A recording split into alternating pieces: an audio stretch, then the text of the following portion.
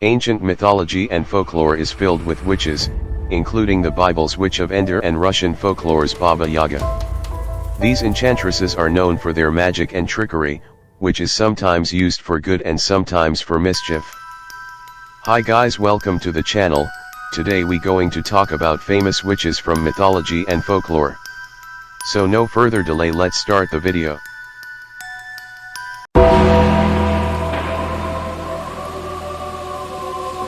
Number 1. The Witch of Endor. The Christian Bible has an injunction against practicing witchcraft and divination, and that can probably be blamed on the Witch of Endor.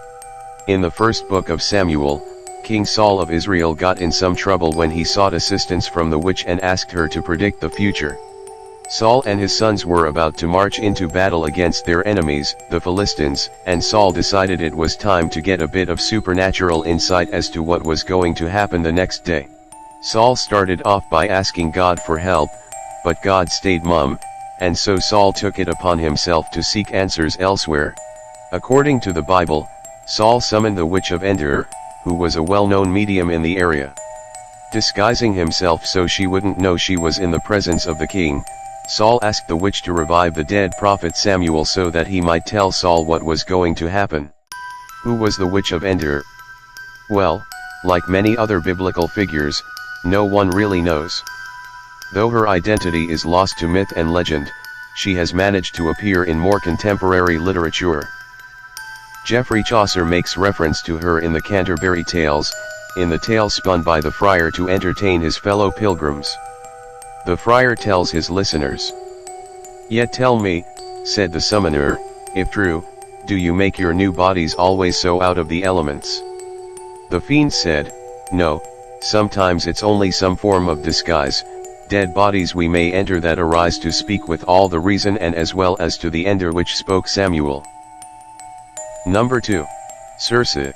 One of the best known mythological mistresses of mayhem is Cersei, who appears in the Odyssey. According to the story, Odysseus and his Achaean found themselves fleeing the land of the Laestrygonians. After a group of Odysseus scouts were captured and eaten by the Laestrygonian king, and nearly all of his ships sunk by large boulders, the Achaean ended up on the shore of Aeaea, home to the witch goddess Cersei. Cersei was well known for her magical mojo, and had quite the reputation for her knowledge of plants and potions. According to some accounts, she may have been the daughter of Helios, the sun god, and one of the Oceanids, but she is sometimes referred to as a daughter of Hecate, the goddess of magic. Cersei turned Odysseus' men into pigs, and so he set off to rescue them. Before he got there, he was visited by the messenger god, Hermes, who told him how to defeat the seductive Cersei. Odysseus followed Hermes' helpful hints, and overpowered Cersei, who turned the men back into men, and she then became Odysseus' lover. After a year or so of luxuriating in Cersei's bed, Odysseus finally figured out he should head back home to Ithaca, and his wife Penelope. The lovely Cersei, who may or may not have borne Odysseus a couple of sons, gave him directions that sent him all over the place, including on a side quest to the underworld. After Odysseus' death, Cersei used her magic potions to bring her late lover back to life. Number 3. The Bell Witch. We typically think of folklore and mythology as originating in ancient, far-off places, but some of it is recent enough that it's considered urban legend. The story of the Bell Witch, for instance, takes place during the 1800s in Tennessee. According to author Pat Fitzhugh of the Bell Witch website, there was a sinister entity that tormented a pioneer family on Tennessee's early frontier between 1817 and 1821. Fitzhugh explains that settler John Bell and his family relocated to Tennessee from North Carolina in the early 1800s, and purchased a large homestead. It wasn't long before some weird stuff began to happen, including sightings of a strange animal with the body of a dog and the head of a rabbit out in the cornfields. To make matters even worse, young Betsy Bell started to experience physical encounters with a specter, claiming it had slapped her and pulled her hair. Although he originally told the family to keep things quiet, Bell finally confided in a neighbor, who brought in a party led by none other than local General Andrew Jackson. Another member of the group claimed to be a witch tamer, and was armed with a pistol and a silver bullet.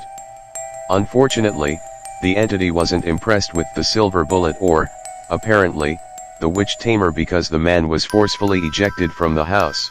Jackson's men begged to leave the homestead and, although Jackson insisted on staying to investigate further, the next morning the entire group was spotted heading away from the farm. Troy Taylor of Prairie Ghosts says, the spirit identified itself as the Witch of Kate Batts, a neighbor of the Bells, with whom John had experienced bad business dealings over some purchased slaves.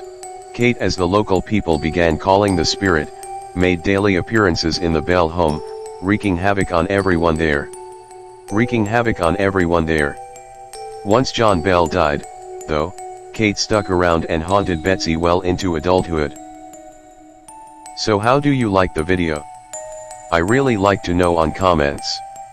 This is the part 1 of the video. If you want part 2, don't forget to comments. All my social media links are on the description. That's it for today's guys, see you next time.